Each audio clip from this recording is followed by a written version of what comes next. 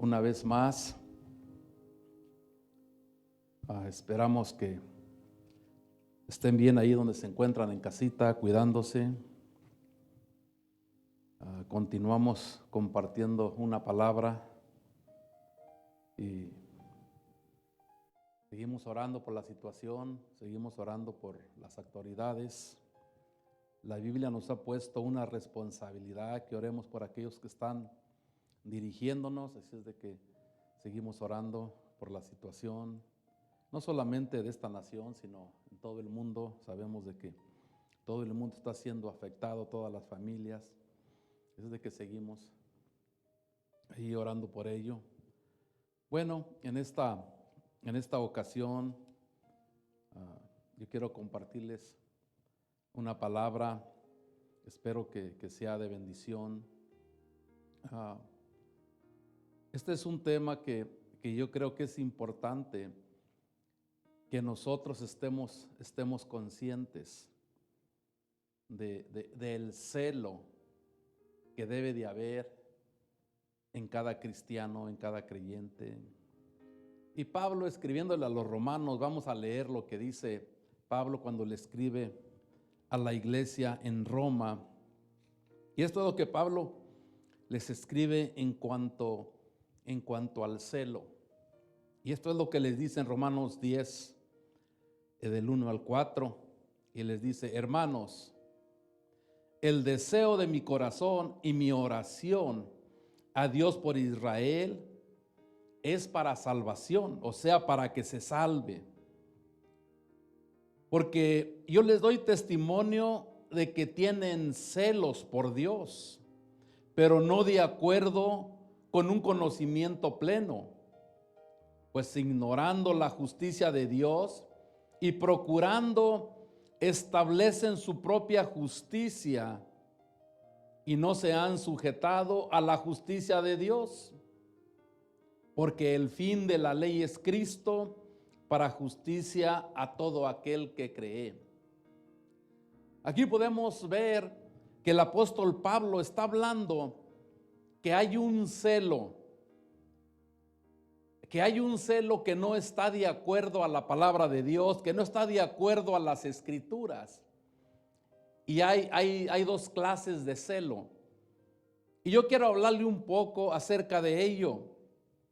Hablaremos de algunas características del verdadero celo cristiano, o sea, del verdadero celo del creyente. Es importante que entendamos qué tipo de celo tenemos cada uno de nosotros. Mucha gente piensa que si el celo es sincero, es un celo de Dios. Pero déjeme decirle, el hecho de que una persona tenga un celo muy visible, muy palpante por algo, no quiere decir que ese celo es un celo verdadero. Acuérdese, hay dos clases de celo. Hay un celo enfermizo, pero vamos a tratar de hablar un poco acerca del celo del creyente. Mucha gente piensa que porque la gente tiene un celo, debe de ser el celo de Dios.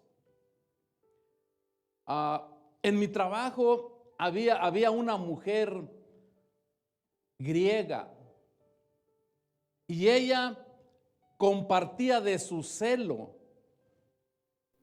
de su religión. Ella compartía de su celo hablando del celo del ayuno que ellos hacían. Y ella decía que cuando ellos ayunaban, ellos no pasaban ni saliva, no tragaban ni saliva. Imagínese usted el celo que tenía esta mujer por el ayuno, que no pasaba saliva. Era lo que decía, que ellos ayunaban hasta de tragar saliva. Oiga, ese es un celo.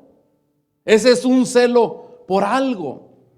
Pero déjeme decirle, hay gente que piensan, dicen, bueno, ese sí debe de ser un celo verdadero y de Dios, porque miren hasta dónde llega. Bueno, el celo verdadero debe de ser conforme al conocimiento y la iluminación de la palabra de Dios. Ese es el verdadero celo. El verdadero celo debe de estar de acuerdo a lo que la palabra de Dios nos indica. Los judíos en el tiempo de la iglesia primitiva tenían un celo, pero el celo que tenían era un celo que perseguían a la iglesia, y Pablo era uno de ellos. Era gente celosa, tenían un celo que seguían a la iglesia para meterlos a la cárcel, para matarlos. Ellos pensaban que era un celo por servir a Dios. Ellos pensaban que era un celo de Dios. Pensaban que estaban sirviendo a Dios. Eso es lo que es ser celoso por algo.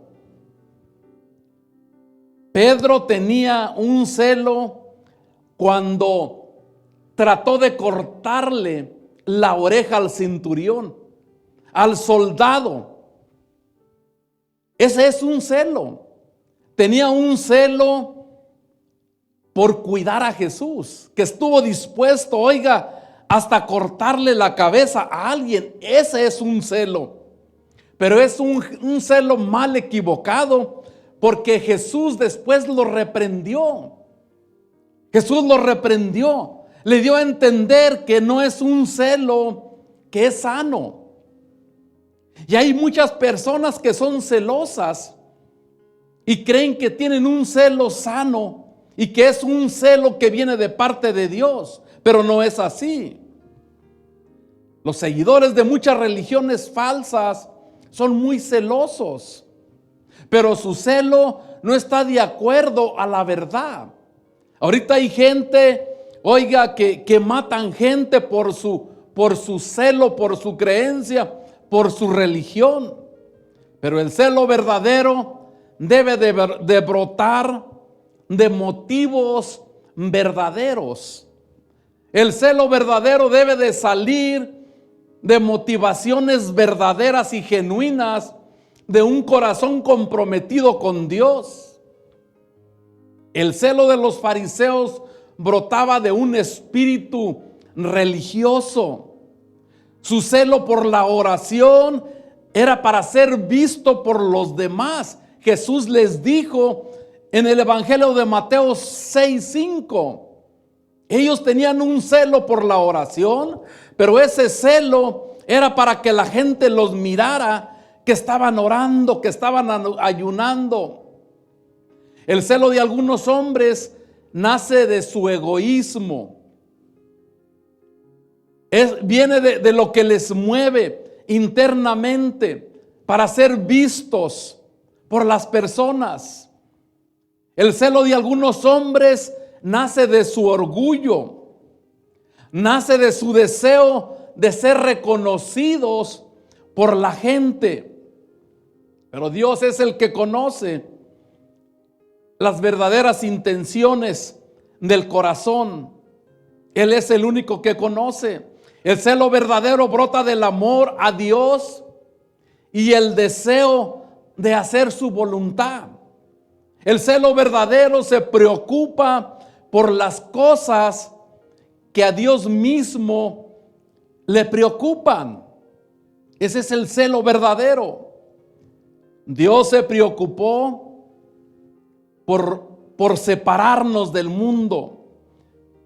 Dios se preocupa por nuestra separación. Dios se preocupa por nuestra santidad.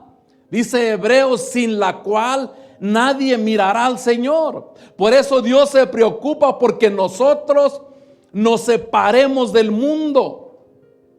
Dice, porque sin la separación, sin la santidad, nadie me verá. Dios se preocupa por eso. Debemos ser celosos para buscar la santidad de Dios. Debemos ser celosos para buscar la salvación de otros. Ese es el celo de acuerdo a la palabra de Dios. Debemos de ser celosos por buscar al que no conoce a Dios. por buscar al que todavía no se ha convertido de las tinieblas a la luz. Debemos de ser celosos y oponernos a todas las cosas que Dios odia. Celosos para mantener aún la doctrina del Evangelio. Celosos para mantener la enseñanza del Evangelio tal y como es puro. Gálatas 2:11.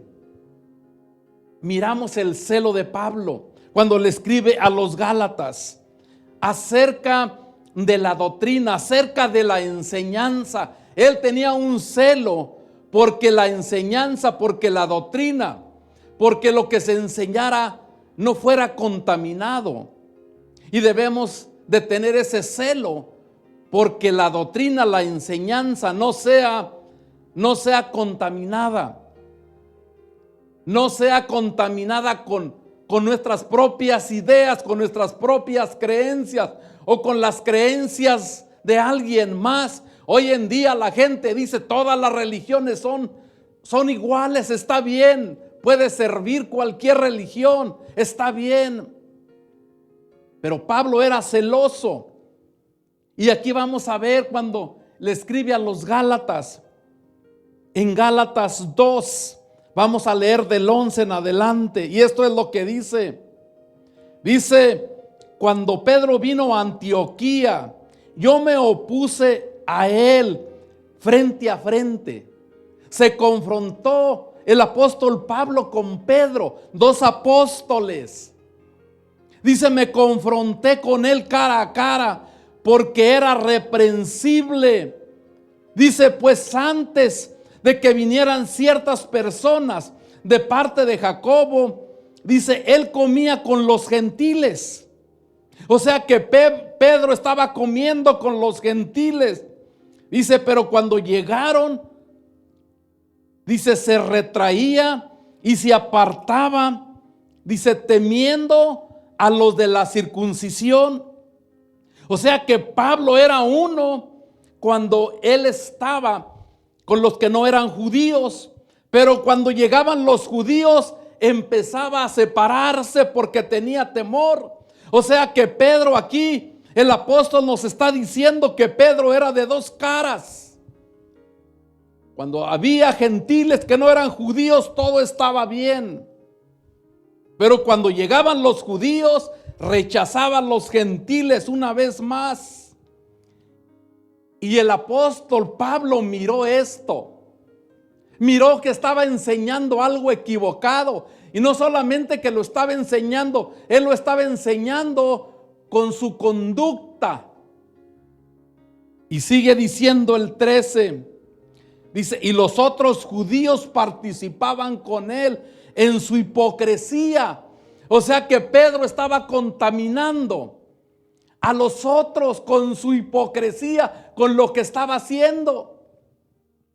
Déjeme decirle, hay gente que nos ve, aquellos que tenemos tiempo a hacer algunas cosas que no van de acuerdo con la palabra, y ellos a veces piensan, debe de estar bien porque es un líder, debe de estar bien lo que se está haciendo porque es un pastor, debe de estar las cosas bien porque ¿quién es? Este era Pedro. Era uno de los fundamentos de la iglesia, el que estaba haciendo esto. Y el apóstol Pablo en su celo, eso es celo, por cuidar la doctrina, lo confrontó. Dice que era su hipocresía de tal manera que aún Bernabé y se fue arrastrado por la hipocresía de ellos.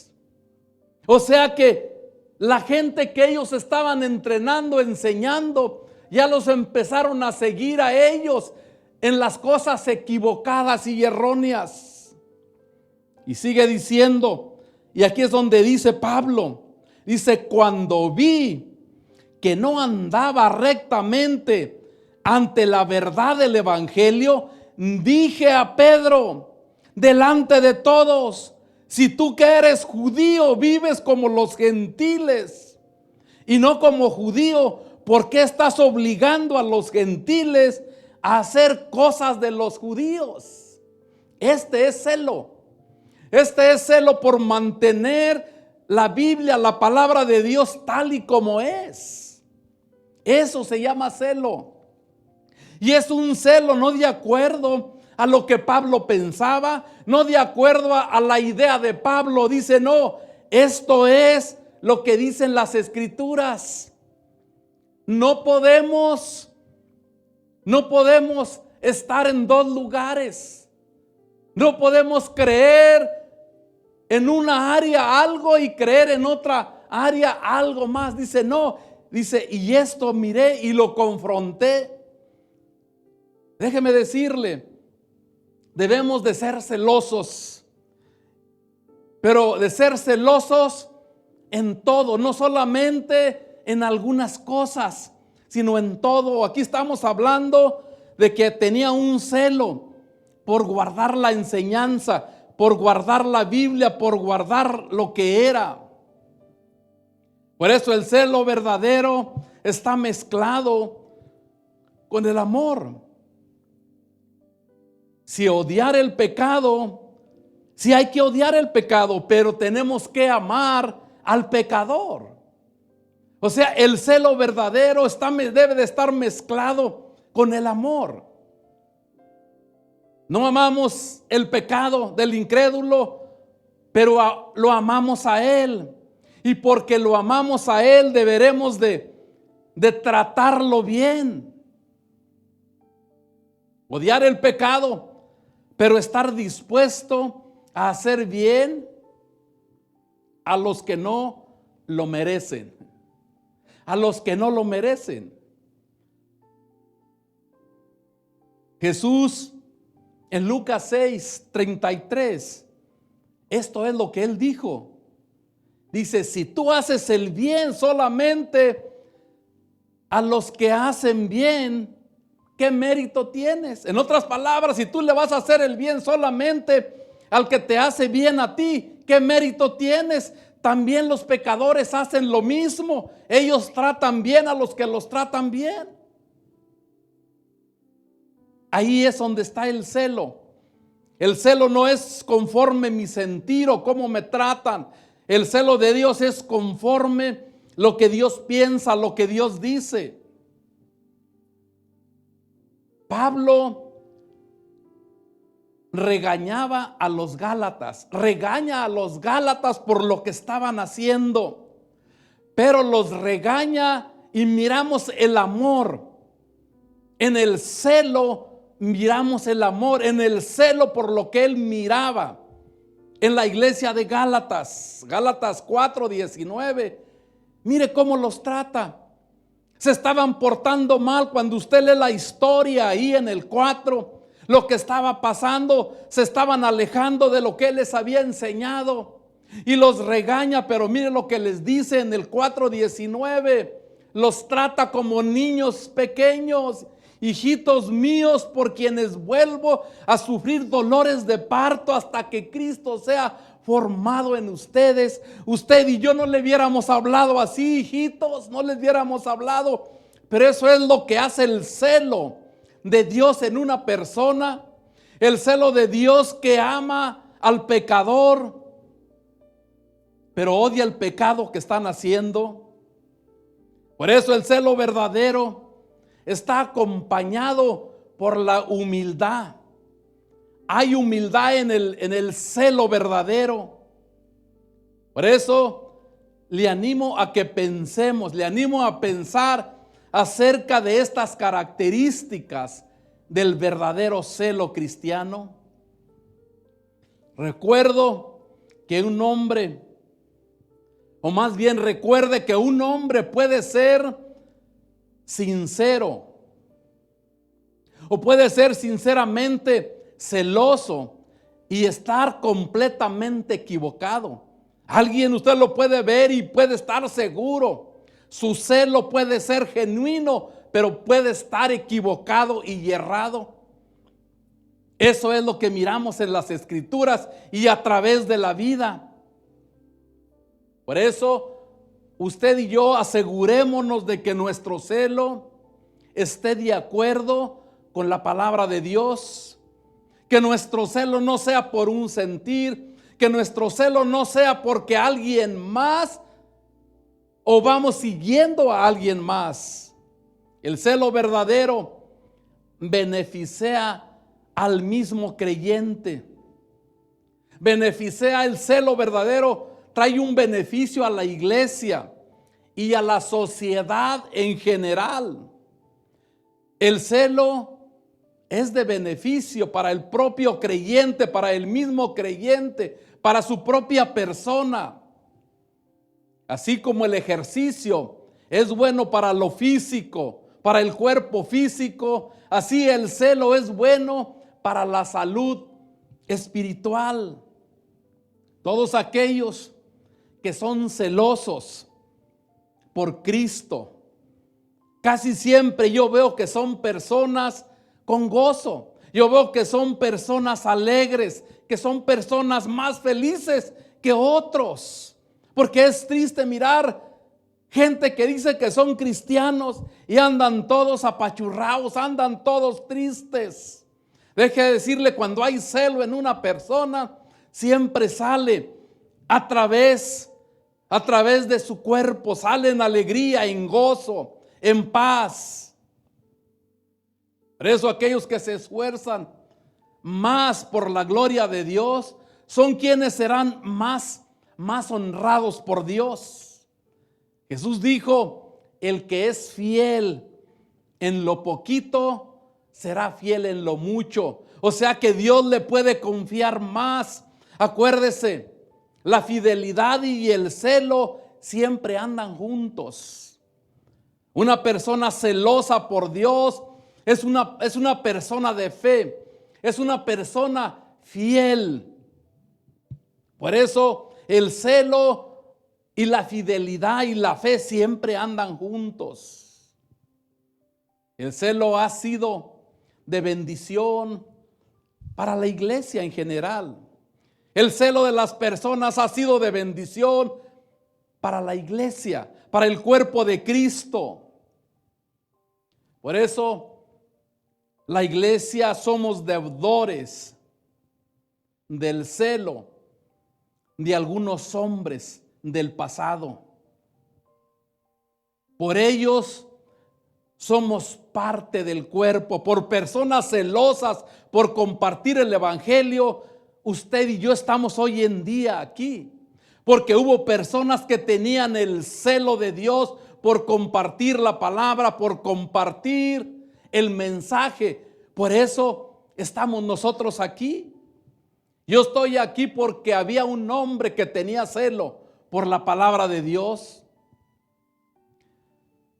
No sería posible pagar la deuda que la iglesia debe a los hombres celosos por Dios y por su palabra. Comenzando con los primeros discípulos que estuvieron, su celo los hizo estar dispuestos hasta dar la vida. Eso es lo que hace el celo de Dios. Eso es lo que hizo el celo de Dios en los primeros discípulos. Por eso no les podemos pagar a esos hombres que tenían celo. Por esos hombres, cada uno de nosotros estamos aquí. Pero ese celo, Dios es el único que lo pone en el corazón de las personas. Dicen que hombres con pocos talentos, pero con mucho celo, pueden hacer más por la iglesia que con aquellos que tienen grandes dones y grandes talentos, pero no tienen celo.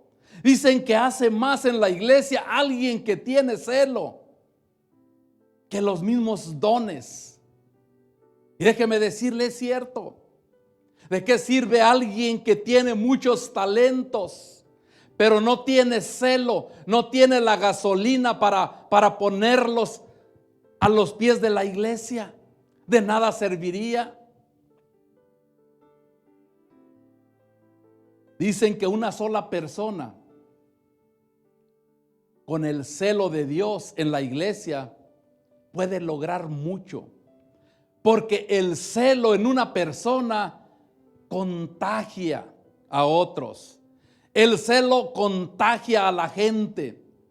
Así como el celo negativo contagia, también el celo de Dios contagia a otros, anima a otros. Una sola persona celosa, claro, el celo de Dios puede despertar el ánimo a muchos. Puede despertar el ánimo a hacer el bien a muchos en el cuerpo de Cristo. El celo de Dios es de beneficio aún para la sociedad, para el evangelismo, para la obra de Cristo.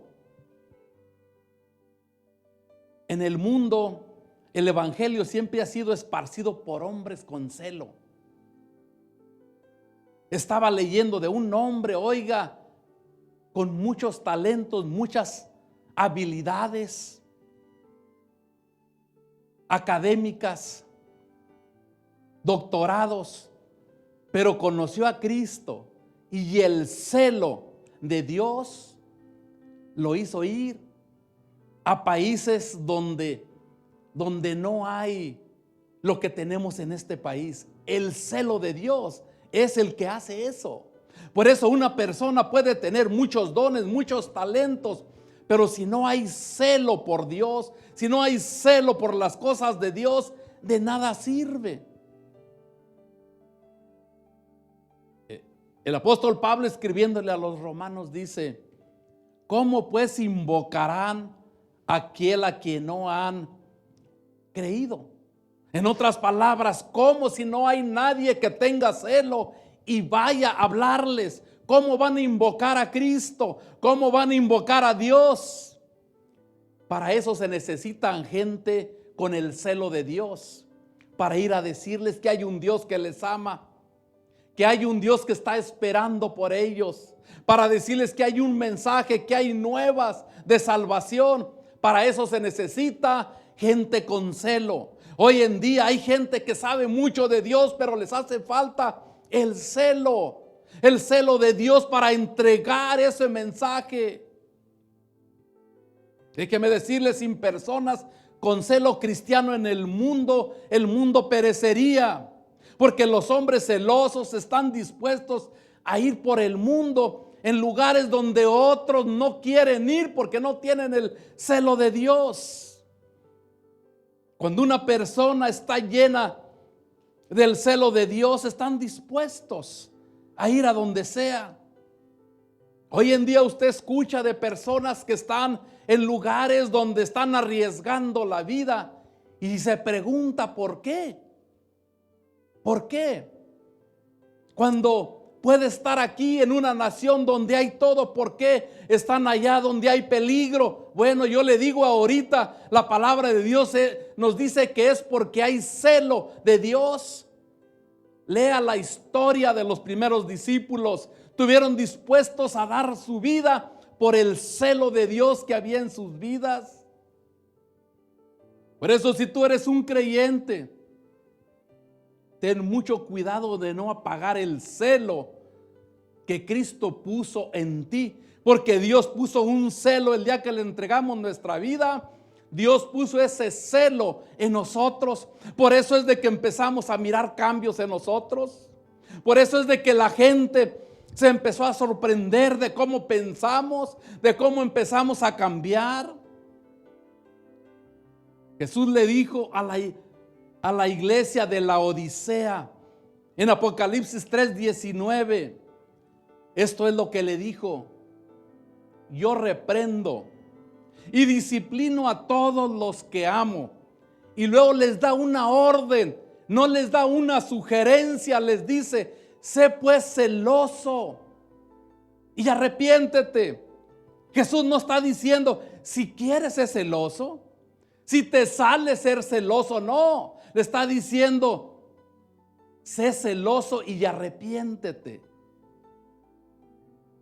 Por eso tratemos de avivar el celo que Dios puso cuando Dios vino a nuestra vida, cuando le dimos nuestra vida a Jesús. Tratemos de avivar ese celo que había y que hay en nosotros. También tengamos cuidado de no estorbar, criticando y menospreciando el celo que otros tienen. Yo he escuchado de esposos que critican el celo de sus esposas, critican el celo que tienen por Dios. He escuchado de esposos que critican el celo de la esposa. He escuchado personas que critican el celo aún de sus hijos, padres que critican el celo de sus hijos. He escuchado a personas criticar a cristianos por expresar su celo a través de dar de su tiempo, de sus finanzas, de sus talentos, de sus habilidades. He escuchado gente criticar a gente que tiene celo y que ese celo sale a través de muchas expresiones. Ese celo sale a través de aportar tiempo, de aportar sus habilidades. Muchas veces el celo de Dios es manifestado a través de vivir una vida recta en todo tiempo. El celo se manifiesta de muchas maneras, de muchas formas. A lo mejor hay gente que no tiene la habilidad, hablando en lo físico, para aportar dones y talentos. Por eso muchas veces el celo de Dios es manifestado a través de cómo las personas viven su vida, a través de una vida, viviendo una vida correcta, viviendo una vida recta delante de los demás. Y no nada más eso, se manifiesta a través de ser un testimonio en todo tiempo y en todo lugar. Ese es el celo de Dios, se manifiesta de muchas maneras. Leí de un esclavo cristiano, de los tiempos de los esclavos. Este estaba de venta, estaba en el mercado de venta, y dicen que se le acercó un hombre y le dijo: si te portas honesto y honrado, yo te compro. Y el esclavo le contestó: yo me porto honesto y honrado, me compre o no me compre usted. En otras palabras, el cristiano debe de ser honrado todo el tiempo, en toda circunstancia. No solamente cuando el tiempo está bien. Siempre nosotros no cambiamos. El cristiano no cambia porque su Dios es el mismo ayer y hoy y para siempre. Y nosotros somos hijos de Dios, tenemos la genética de Dios. Por eso, yo quiero terminar con esto para todos aquellos que han hecho una profesión de fe en Cristo y todavía no manifiestan el celo cristiano. Esto es lo que dijo Jesús. Escucha lo que dijo Jesús: yo reprendo y disciplino a todos los que amo. Dios puso el amor cuando aceptamos a su Hijo. Dios puso su amor en nosotros, y Él dice: yo disciplino al que amo. Y luego le dice: sé pues celoso y arrepiéntete. Tenemos que arrepentirnos porque no hay celo por las cosas de Dios. Es lo que Jesús le está diciendo a la iglesia en Apocalipsis, la iglesia de la Odisea. También hay unas palabras de aliento para aquellos que son cristianos celosos. Hay que perseverar. No abandones el celo por Dios, ni te enfríes, especialmente en este tiempo, ni te desanimes. No te enfríes. Pablo en Apocalipsis 3:16 dice: por cuanto no eres ni frío ni caliente, te voy a vomitar de mi boca. Por eso yo te animo a que no apagues el fuego que hay en ti. No apagues el celo, no dejes que el celo por Dios se apague. Recuerda que la noche viene cuando no podremos trabajar, dice el Evangelio de Juan 9:4. O sea que va a haber un tiempo cuando no vamos a poder trabajar. A lo mejor nuestras fuerzas se van a terminar y te vas a recordar: yo pude haber hecho esto, yo pude haber hecho aquello. Va a llegar el tiempo, no sabemos. A lo mejor el tiempo donde alguien se enferma y no va a poder hacer nada. O se nos acabó el tiempo y donde no se podrá. Por eso no tengas temor, no temas a los reproches de la gente. No te preocupes por lo que digan o opinen los demás cuando vean tu celo. No te preocupes por lo que la gente piense de ti, sino por lo que Dios piensa de ti. Por eso preocupémonos por eso. Para todos aquellos que todavía no han hecho una profesión definitiva de la fe cristiana, Jesús también les dice: arrepiéntete. Dice: y sé celoso. Déjame decirte, si tú no conoces a Dios o del celo de Dios, Dios no nos forza a que seamos celosos. Él pone ese celo en nosotros. Hay gente que piensa: no, es que te forzan, te conviertes a ser cristiano y vas a tener que hacer esto. No vas a tener que hacer nada. Dios pone el celo en nuestros corazones. Pero como no conoces el celo de Dios, por eso lo pensamos así. Lo miramos con nuestros ojos carnales. Dios pone ese celo y a través de ese celo nos bendice. A través de ese celo nos pone una pasión, porque el celo y la pasión andan juntos, no se separan. Quizás tú no sabes nada del verdadero celo, y es cierto, cuando tú no conoces, no tienes a Cristo en tu vida, no tienes el Espíritu de Dios en tu vida, no puedes experimentar esto que te estoy diciendo, esta pasión, este celo, solamente a través de invitar a Cristo a tu vida. Va a salir ese celo que ahora quieres hacer cosas para Dios. Quizás todo el celo que conoces tiene que ver con tu trabajo. Dice: yo tengo celo por mi trabajo y le voy a echar ganas, y hasta te olvidas de tu matrimonio, te olvidas de tu familia. Porque he conocido gente que se involucran tanto, tienen tanto celo por su trabajo, que al final de cuentas pierden la esposa, pierden la familia. Y te digo porque he conocido gente que han tenido celo por muchas cosas, menos por las cosas de Dios.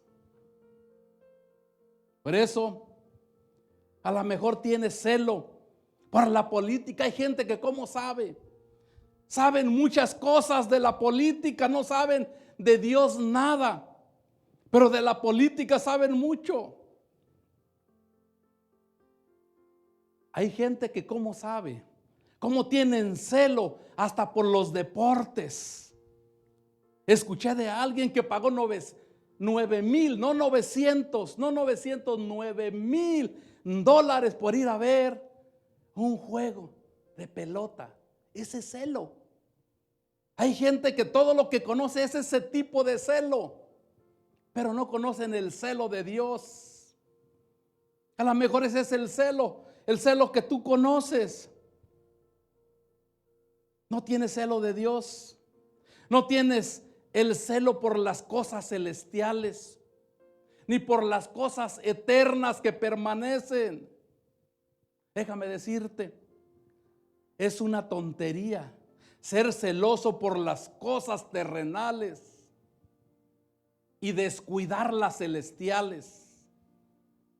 Ser celoso por cosas que se terminan, por cosas que se acaban. Jesús tuvo celo por ir a la cruz para salvarnos, pero no para cosas terrenales, sino por cosas celestiales. Eso es a lo que Cristo vino. Jesús tuvo un celo por venir a salvarnos. Él fue a la cruz. Ese es celo. Él dijo: nadie me quita la vida, yo la doy. Él tuvo un celo, pero en ese celo estábamos tú y yo. En ese celo estaba la salvación de cada ser humano que nace en esta tierra. Por eso en este día, ¿por qué no invitas a Jesús a tu vida si tú no lo conoces? ¿Por qué no le dices en este día: Señor, yo quiero conocer tu celo? Yo quiero saber lo que es tu celo. Déjame decirte, el celo de Dios te da paz. El celo de Dios te da tranquilidad, te da gozo. Es algo que no lo puedes experimentar solamente agarrándolo tú mismo. Yo te puedo platicar, yo te puedo decir, pero al menos de que tú no lo invites, no lo puedes experimentar. Por eso yo termino con esa invitación. Yo sé que nos están escuchando a través de las redes sociales. Si hay alguien que no conoce a Cristo, todo lo que tienes que hacer es decirle: Señor Jesús, perdóname mis pecados. Soy pecador y sé que tú viniste a esta tierra. Tú tuviste celo por este mundo. Gracias por tener celo por mí. Te doy mi vida y me arrepiento.